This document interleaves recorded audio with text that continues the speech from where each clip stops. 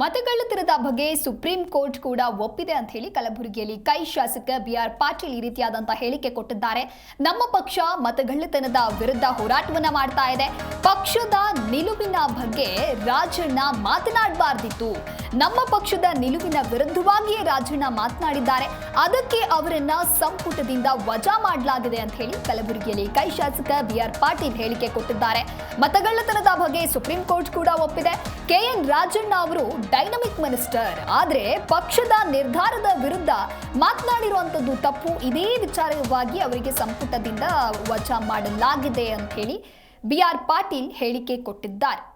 ಇದರಲ್ಲಿ ಏನಾಗ್ತದೆ, ಅವರು ಸ್ವಲ್ಪ ನೋಡ್ರಿ, ಸುಪ್ರೀಂ ಕೋರ್ಟ್ನವರಿಗೂ ಕೂಡ ಅರಿವಾಗಿದೆ ಈ ವೋಟಿಂಗ್ ಇದರಲ್ಲಿ ಅವ್ಯವಹಾರ ಆಗಿದೆ ಅಂಥೇಳಿ ಸುಪ್ರೀಂ ಕೋರ್ಟ್ ಮನವರಿಕೆ ಆಗಿದೆ.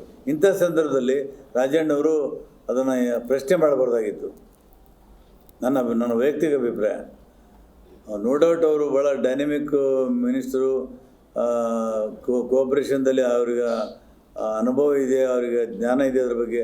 ಆದರೆ ಹೈಕಮಾಂಡಿನ ನಿಲುವಿನ ವಿರುದ್ಧ ಮಾತಾಡೋದು ಅದು ಸರಿಯಾಗಲಿಲ್ಲ.